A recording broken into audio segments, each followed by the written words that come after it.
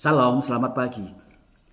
Dalam 1 Raja-Raja pasal 19 ayat 4 dikatakan demikian. Cukuplah itu, sekarang Tuhan ambillah nyawaku, sebab aku tidak lebih baik daripada nenek moyangku.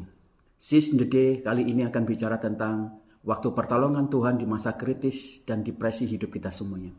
Siapa tidak kenal Elia, nabi yang besar yang dipakai Tuhan, yang memiliki otoritas, cinta, dan pembelaan dedikasi yang tinggi kepada Tuhan.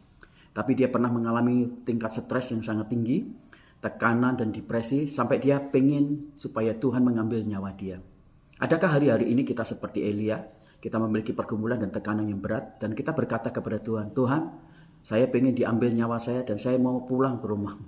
Jikalau hari ini kita mungkin mengalami seperti itu, saya tidak ingin membawa Anda semuanya pada tekanan itu, tapi saya ingin membawa Anda melihat bagaimana waktu pertolongan Tuhan akan menjadi pembela bagi kita semuanya.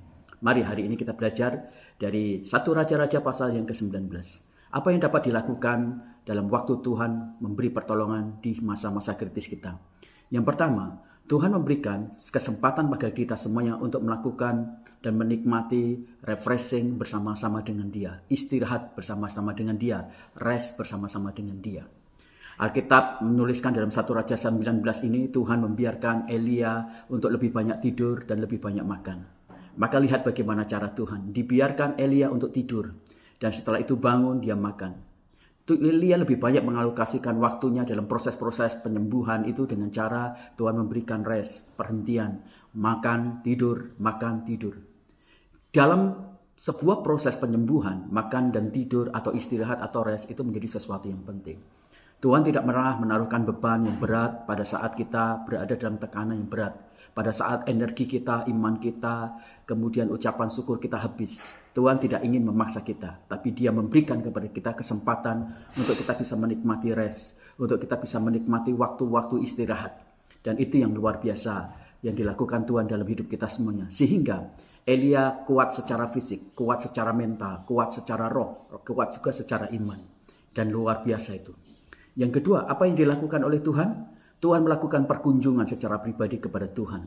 Kalau kita membaca di pasal 19 di ayat-ayat yang bagian selanjutnya dikatakan, lalu Tuhan mengunjungi Elia.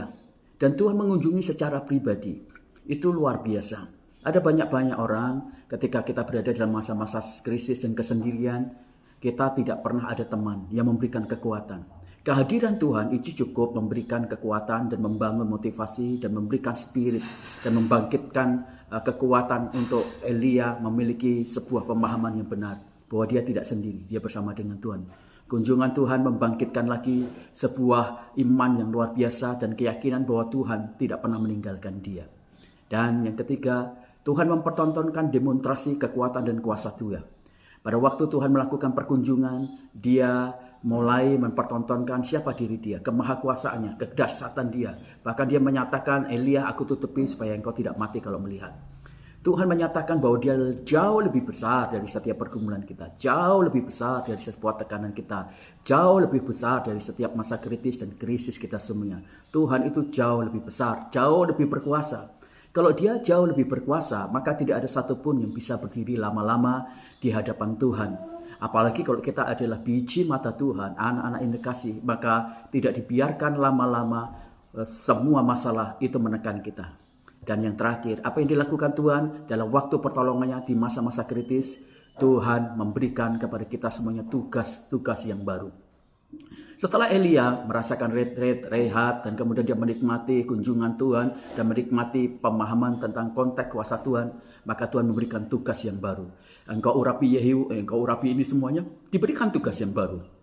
Jangan berlama-lama untuk kita berada dalam tingkat istirahat atau mengundurkan diri, karena itu tidak cukup bagus, justru itu akan melemahkan kita. Energi baru harus diberikan dengan cara kita diberi tanggung jawab. Orang yang melalaikan tanggung jawab, orang yang melepaskan tanggung jawab, orang itu pasti akan lebih banyak terpuruk. Pakai ingatlah baik-baik, camkan baik-baik. Jika kau melepaskan tanggung jawab yang diberikan Tuhan, maka akan berkurang kepercayaan dan kuasa, sehingga kau jadi lemah. Maka ketika Tuhan memberikan tanggung jawab, katakan, ya Tuhan, aku melakukan tanggung jawab, Tuhan, aku akan bertindak. Setiap orang yang melalaikan tanggung jawab dan tidak mau menerima tanggung jawab, maka di sana diturunkan berkat Tuhan, penyertaan Tuhan, kuasa Tuhan, sehingga kita menjadi lemah. Tuhan Yesus memberkati kita.